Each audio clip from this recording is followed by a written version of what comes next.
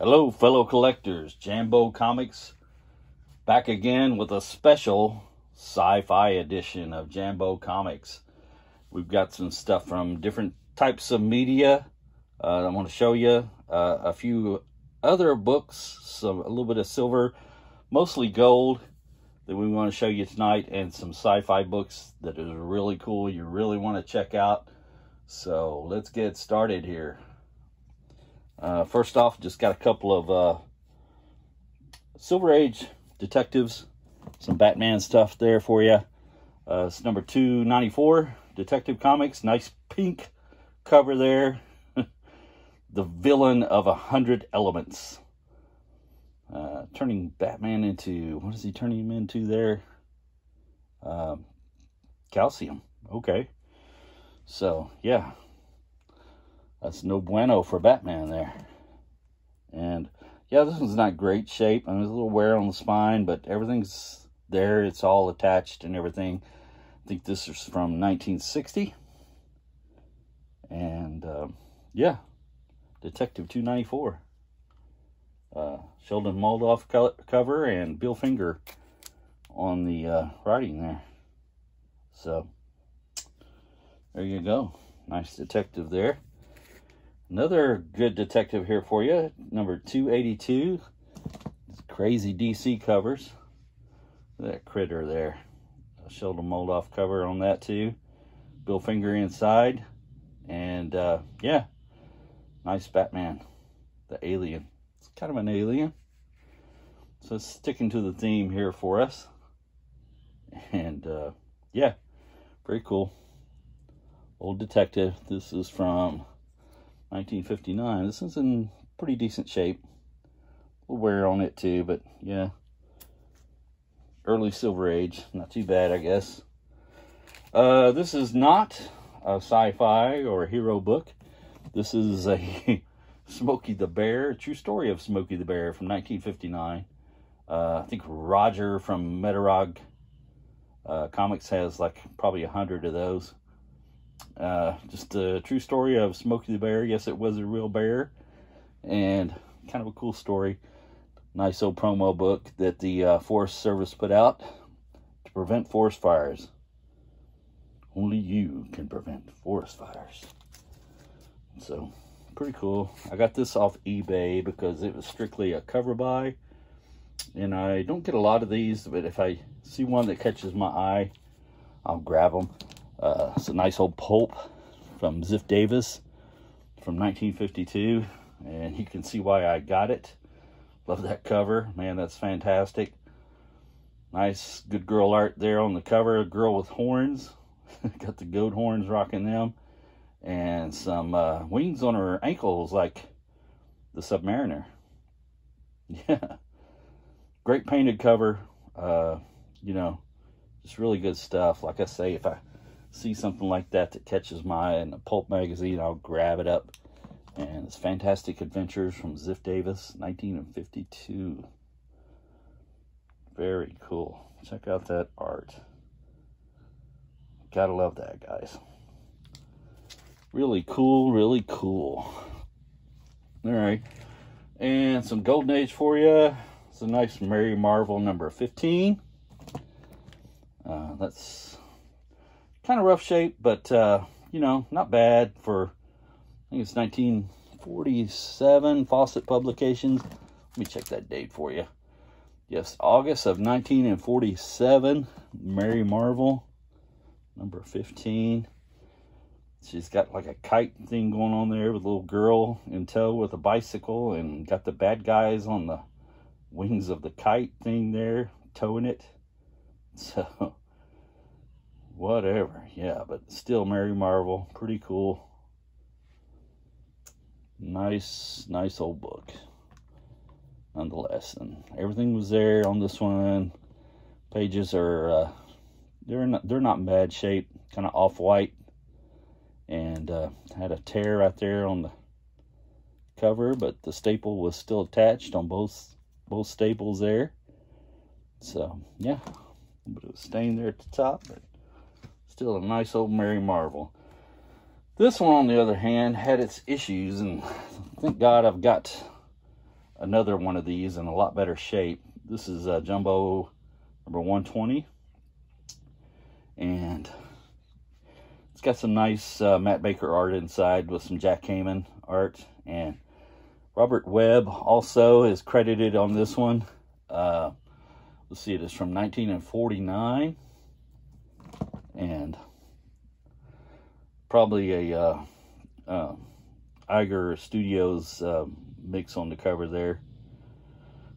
Bunch of different ones. There's somebody wrote an R there, but it just had some moisture damage on the cover, and I don't know, it kind of bubbled up, or I don't know what that is. I looked at it, it didn't look like mold. I guess it might be foxing of some type.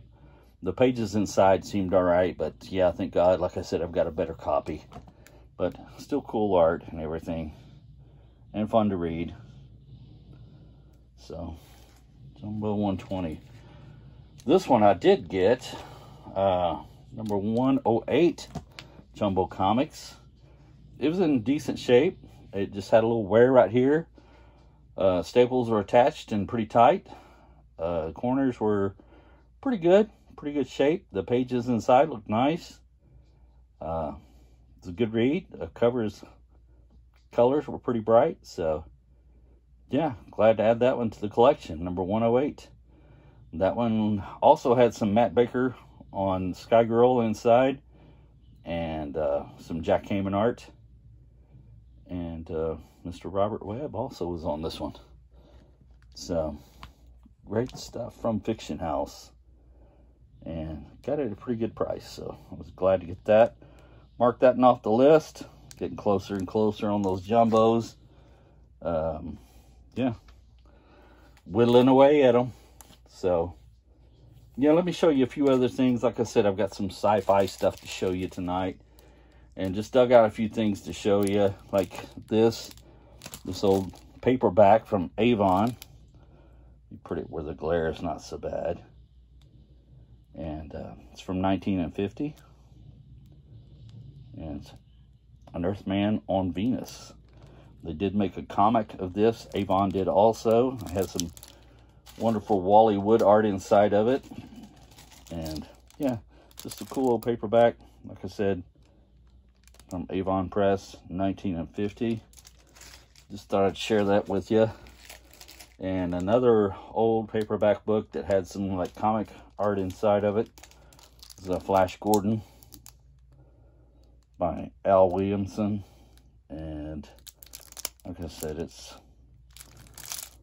pretty decent shape. It's been read a few times, a little dirty on the cover there, but nonetheless, it's still pretty cool. Nice to have that.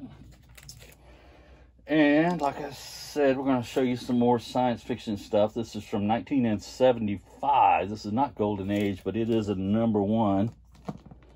It is Space 1999. I used to love this series. Had Martin Landau, and I think her name was Barbara Bain. They were on Mission Impossible together. And I think they were married in real life, and they played in this series. I think it ran for 3 seasons, maybe 4. I'll have to look into that. But Charlton made the comics for this series, and I think there was only 6 of them. And this is number 1. Had a nice cover there, painted cover. And yeah, just really cool. So, might have to get all 6 of those. Believe it or not, I didn't have any of these. I have almost a complete set of the Gold Key Star Trek, but yeah, I didn't have any of these. So, maybe start getting them next. And I dug this out of the collection, thought I'd show it to you guys. It's a first issue from 1968. It is UFO Flying Saucers. This giant size comic. And like I said, it's the first issue. And it was made by Gold Key. And yeah. Nice old painted cover. It just kind of reminded me of Mars Attacks there, with little aliens shooting lasers out at these guys, destroying the car. They're running away for their lives. And yeah, I just thought that was really cool. I'll put some sound effects in for you guys. Those saucers are pretty cool. Like that, first edition. I think I may have shown you this next one before, but it's a cool comic and just thought I'd share it with you again. It's from 1950, a Ziff Davis comic, Amazing Adventures #5, and it has a nice painted cover. And you'll have to forgive me, I don't know who did that cover, but some of those Amazing Adventures were really cool. They had some Wally Wood stuff, and I think on the first issue of that series, I think there was a painted Schomburg cover.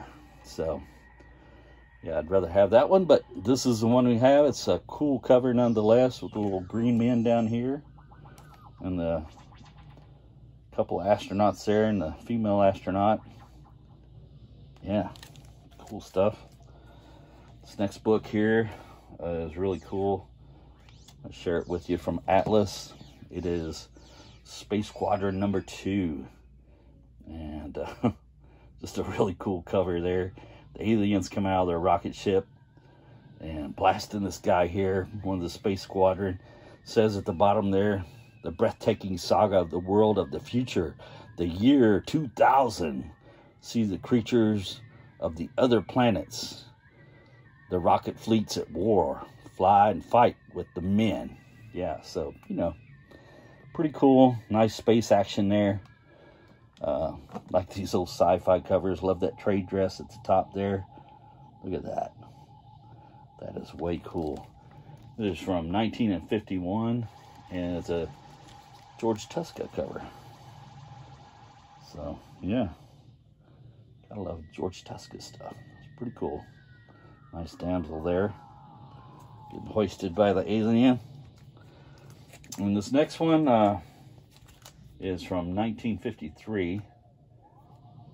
Has a Dick Giordano cover, and it's Space Adventures #8. And these are pretty sought after. This is a pretty cool cover. I read this story again when I dug this out. This guy lands on this asteroid, and these people here are living on the asteroid. This dude here is a scientist, and he's married to this younger girl. Well, she ends up falling in love with this astronaut dude that crashes on the planet there, and they she kills the scientist guy, and they blast off in another rocket into space. And before he died, the scientist guy was telling him, hey, you can't leave the planet. You can never leave the planet. But she does leave with this guy anyways, and when she gets into space, all of her skin melts off, and she's a robot. So he's stuck forever in space because their ship runs out of fuel with this robot chick. So, yeah, it's kind of fun. Kind of cool stuff. It's got a chip out at the top and one at the bottom, but not terrible. The pages inside were pretty nice. And like I said, it's from 1953, #8, Space Adventures.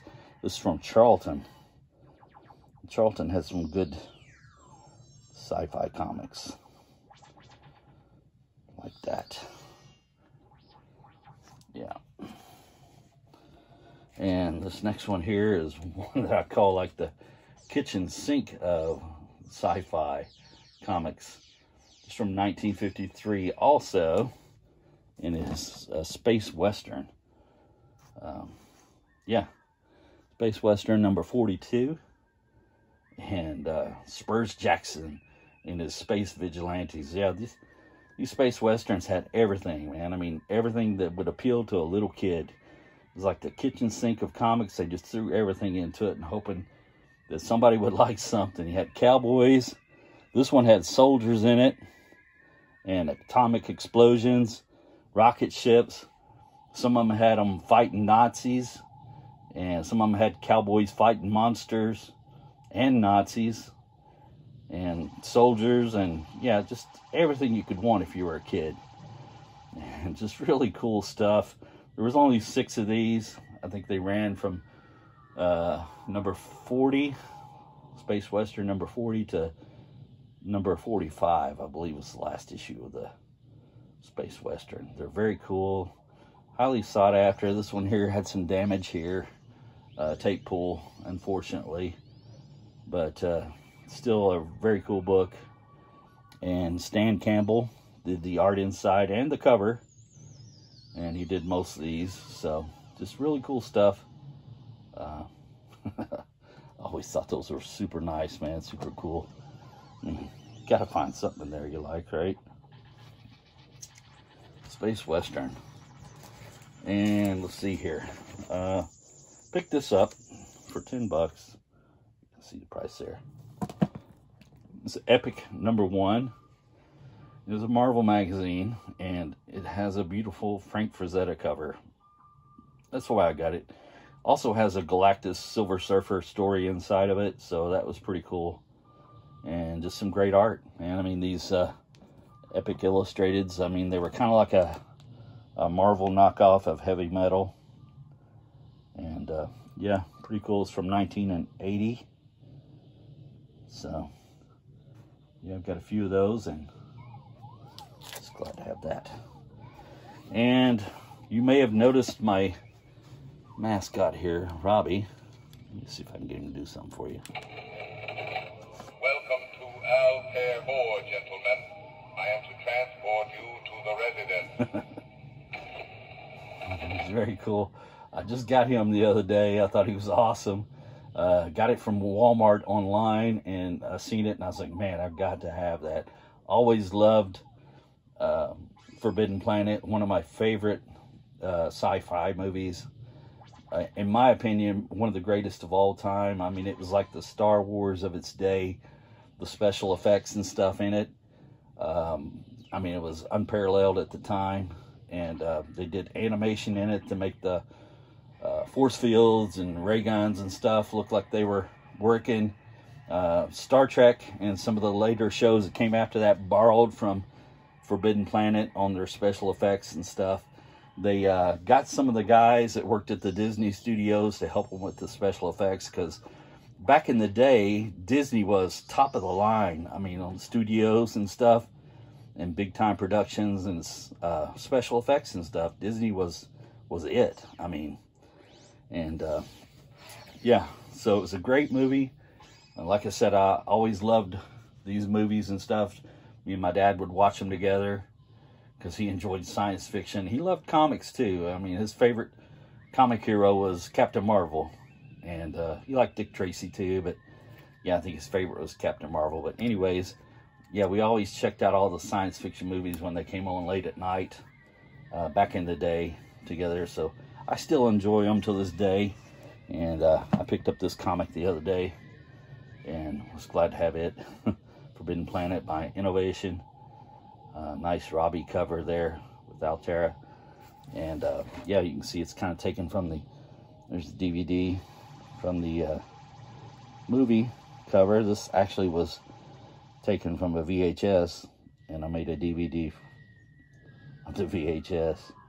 And I was so desperate to own it there and have it on DVD. But yeah, always liked that. Very cool cover, and that's pretty much exactly what that is. Got a spaceship in the back. And yeah, you can see my signed Anne Francis back there with Robbie. But yeah, just super cool. Let's see if I can get Robbie to say something again. For your convenience, I am monitored to respond to the name Robbie. Love that.